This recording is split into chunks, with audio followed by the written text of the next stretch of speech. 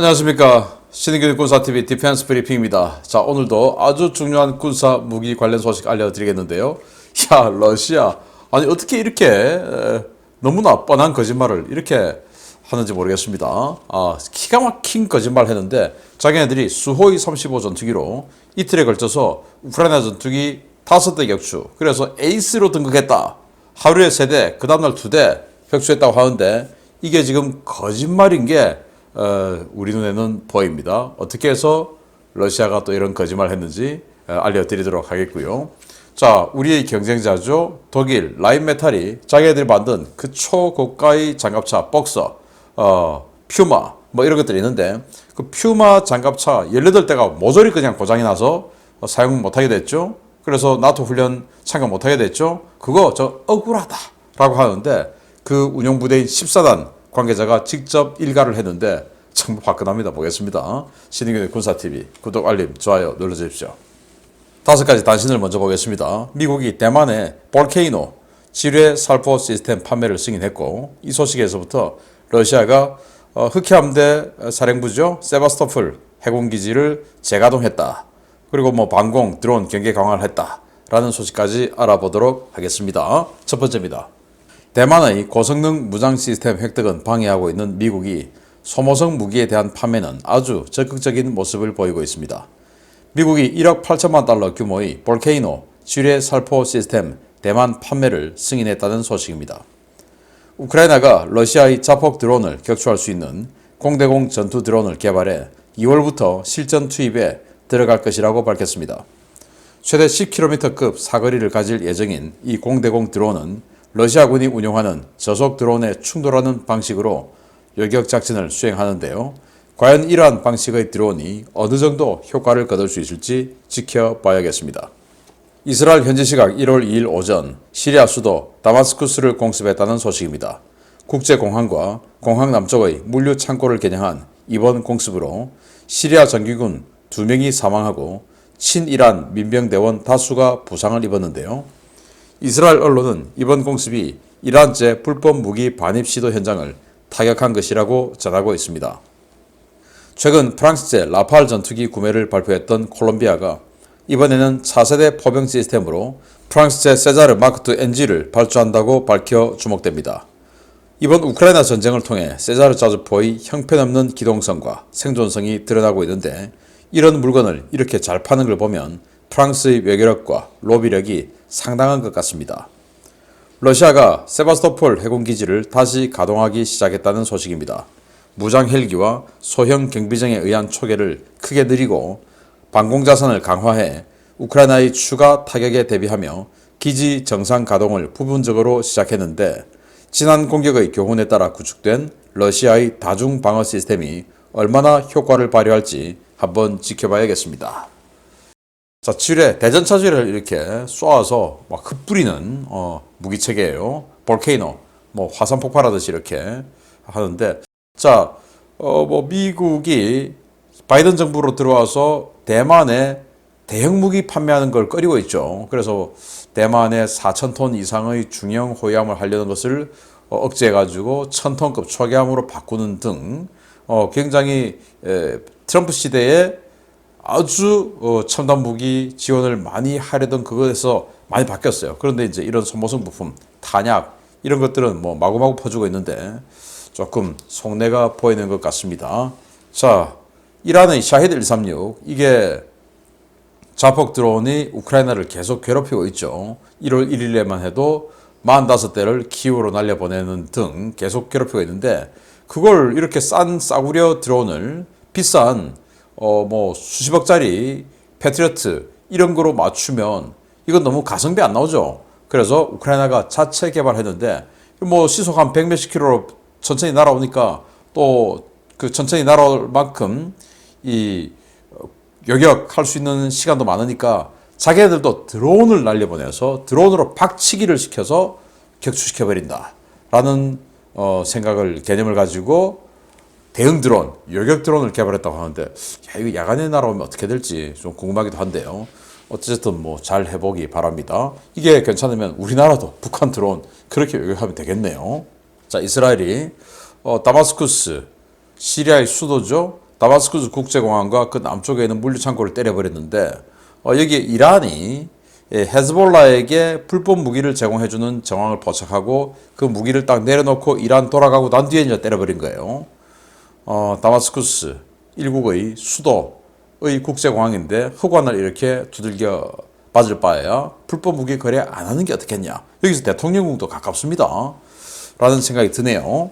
자, 콜롬비아가 라팔 전투기를 구매했죠.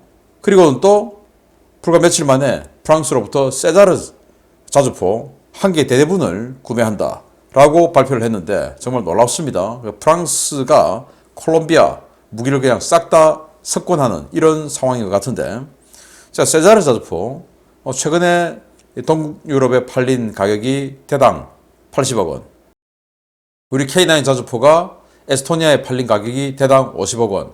뭐가 나왔냐? 이것보다 우리 K9이 뭐 AS도 Z까지 모든 면에서 압도적으로 우월한데 왜 우리 K9을 콜롬비아는 사지 않았을까요? 프랑스에게 뭘 약속했길래 아마도 어마어마하게 비싼 돈 한 120억 주고 그리고 한 40억 이렇게 리베이트로 들어오는 이런 건 아닌지, 한국 이 방산기업이 그런 것들에 좀 약하기 때문에 그래서 뺏긴 건 아닌가라는 조금 안타까운 생각이 드는데, 야, 세자르 이런 걸 왜 그렇게 비싼 돈 주고 사는지 모르겠습니다. 우리 K9 사지. 자, 러시아가 세바스토폴 해군기지 여기에 이제 드론 공격받고 무인 수상정 공격받고 하니까 여기에 있는 걸 다 옮겨가지고 흑해 건너편에 있는 노보로시스크로 피신을 가서 몇 달간 지금 피난 생활하다가 이제 뭐 수리, 후속 군수 지원 이런 게 너무 힘드니까 이제 세바스토폴로 돌아온 거죠. 돌아오면서 여기 군항으로 들어오는 여기다가 띠를 이렇게 기름띠 같은 거 이런 걸 이렇게 쳐놓고, 그러다가 함정이 왔다 갔다 할 때는 띠를 이렇게 제껴서 걷어가지고 함정은 왔다 갔다 하고 이렇게 해서 무인 수상정이 못 들어오게 만들고, 그리고 이제 공격 헬기가 계속 상시 초기하면서 무인기도 못 들어오게 만들고 이렇게 한다고 하는데, 모쪼록 우크라이나가 아주 신묘한 그런 기가 막힌 작전을 통해서 세바스토폴을 한 번 더 때려주는 것은 어떨까라는 생각이 드네요. 자, 이런 소식 바탕으로 주요 소식 들어갑니다. 첫 번째입니다. 지난달 훈련 차출 대대 소속 18대 전량이 고장 판정을 받아 나토 연합훈련 참가에서 배제되었던 독일의 최신형 보병 전투 장갑차 푸마가 한 대를 남기고 대부분 수리되었다는 소식입니다. 제조사는 일상적이고 경미한 고장이 부풀려졌다며 억울해하고 있는데 이게 정말 억울할 일인지 모르겠습니다. 지난 연말 독일 언론을 시끄럽게 했던 독일군 신형 보병 전투장갑차 푸마의 고장 문제는 과도하게 부풀려진 것이며, 고장 정도가 심한 한 대를 제외한 17대의 수리가 마무리되어 일선으로 복귀했다고 독일 라인메탈이 현지 시각 1월 2일 밝혔습니다. 라인메탈은 보도자료에서 푸마 장갑차의 결함은 모두 수정되었고 고장 역시 경미하고 일상적인 것으로 모두 해결됐다 라며 케이블 화재가 발생한 한 대만 추가적인 수리가 필요한 상황이다 라고 밝혔습니다. 라인메탈은 모든 상황에 대해 국방부와 논의하고 있으며 장비를 보다 효과적으로 사용할 수 있는 운용 방안에 대해 모든 이해관계자들과 논의할 것이다 라며 차후 유사 사례가 없을 것이다 라고 단언했습니다. 라인메탈은 케이블 화재가 발생한 한 대는 좀 더 복잡한 수리가 필요하겠지만 나머지 17대는 모두 독일 육군으로 복귀했다 라며 이번 결함 이슈는 다소 과장된 측면이 있다 라고 주장했습니다. 업체는 이번 이슈가 언론의 과도한 부풀리기 때문이라고 주장하면서 의회의 푸마 추가 구매 중단 조치는 부당하다고 주장했는데요. 그럼에도 불구하고 독일 야당은 물론 독일 육군에서 제기된 구체적인 결함 원인에 대해서는 답변을 거부했습니다. 이와 관련해 독일 육군 제14단 측은 우리는 고작 8일간의 훈련 기간 중에 18대의 푸마 장갑차가 모두 고장난 것에 놀라고 있다 라며 육군이 보유한 PZH-2000 자주포 역시 가동률이 34%에 불과한데 이 문제에 대해 업체는 책임을 회피하고 있다 라고 비판했습니다. 한때 기갑 강국으로 불렸던 독일은 최근 12년 사이에 생산 및 납품된 대부분의 무기 체계가 심각한 결함을 노출하며 자국산 무기 가동률이 바닥을 치는 모습을 보여주고 있는데요. 일부 정치인들과 결탁한 부패한 기업들 때문에 독일의 안보가 밑바닥에서부터 흔들리고 있다는 비판이 쏟아지고 있습니다. 자, 푸마 장갑차, 보병 전투 장갑차, 무인 포탑에 아주 강력한 방어력, 이런 여러 가지 장점을 홍보하면서 가격은 엄청나게 비싼, 전차보다 더 비싼 그런 장갑차인데 1월 달에 열릴 나토 연합 훈련에 한 개 대대 18대를 보내기로 하고 그 보내는 부대가 14단. 그래서 이제 보낼 때 그냥 보냅니까? 사전 훈련 하겠죠. 선발 맞춰본 훈련.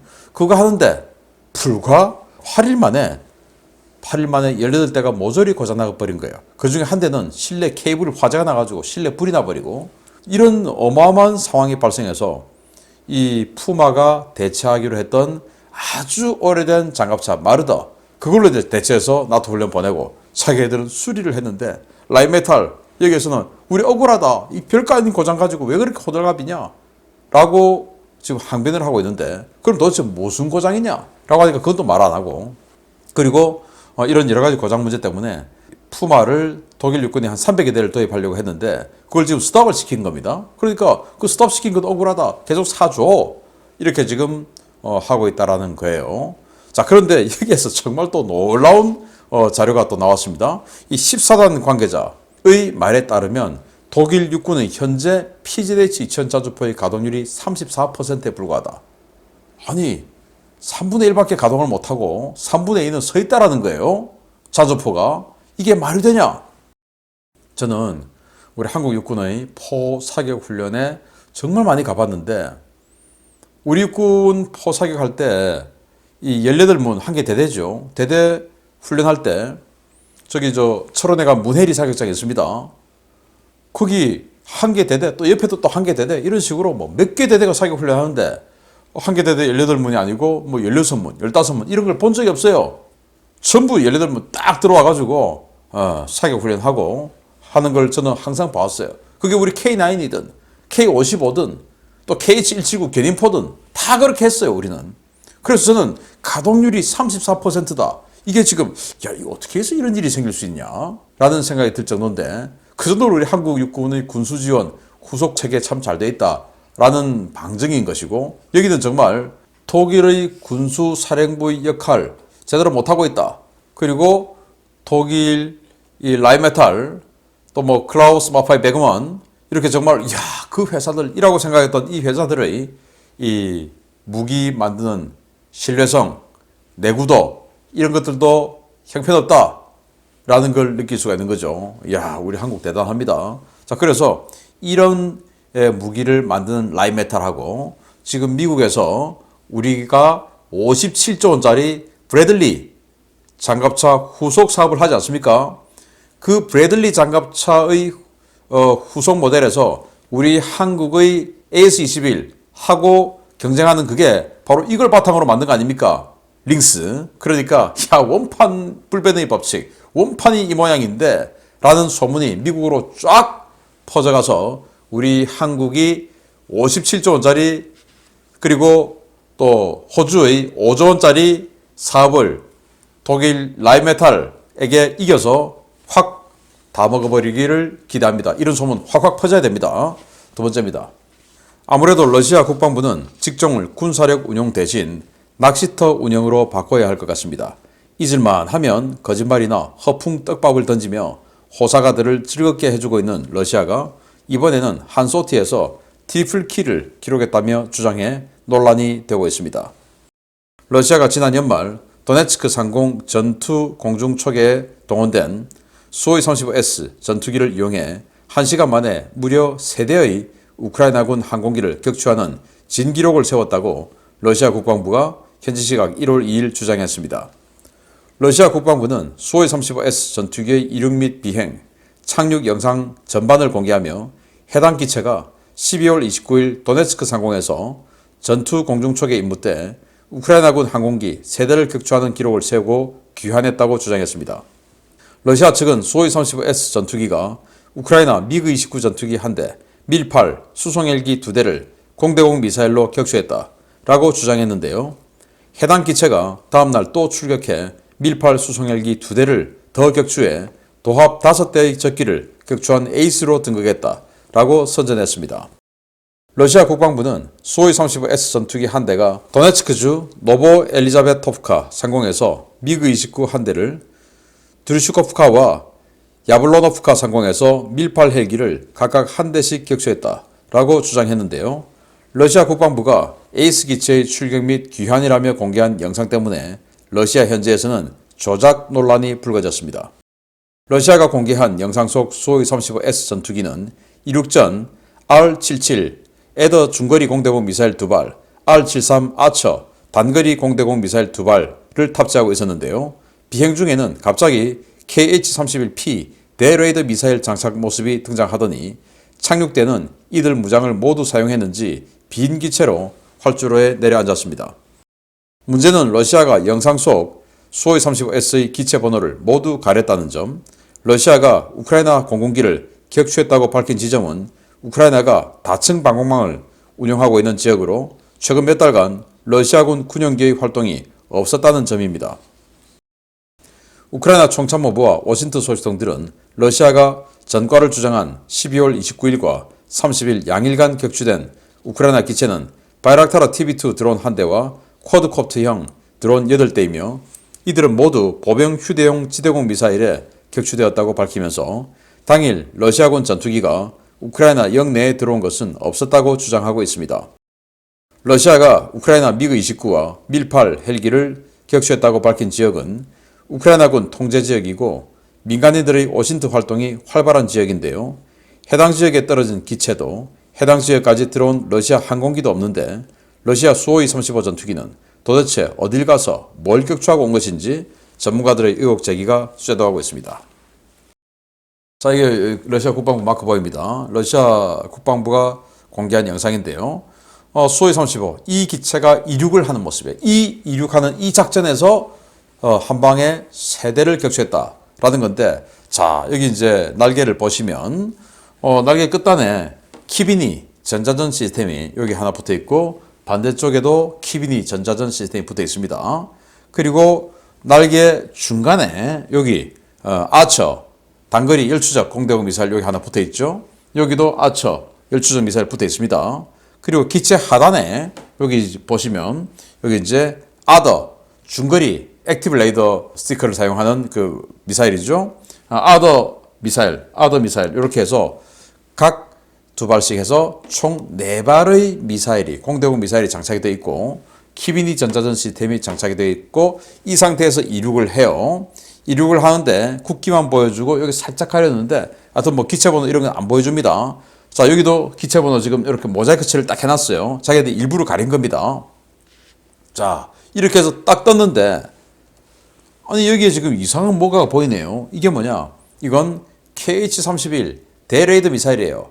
우리 한국 공군이 운영하는 함 대레이더 미사일이죠. AGM-88 같은 거. 그런 대레이더 미사일이 갑자기 보이네요. 아니 방금 이륙할 때는 아더와 아처밖에 없었는데 갑자기 어디에서 이렇게 하늘에서 대레이더 미사일이 나왔을까요? 그 말은 이 비행기와 이륙했던 비행기는 다른 놈이다 라는 거죠.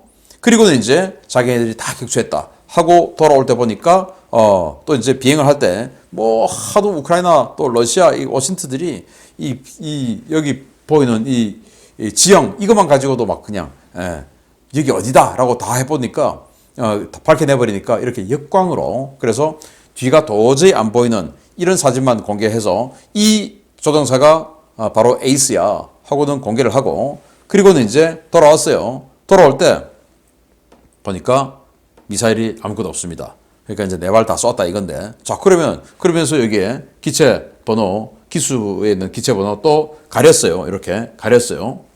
여기 이제 사각형으로 좀 가렸습니다. 그리고 또 수직 미익에 기체 번호 있는 거 또 이렇게 사각형으로 또 가렸어요. 기체 번호 안 보여준다 이거죠.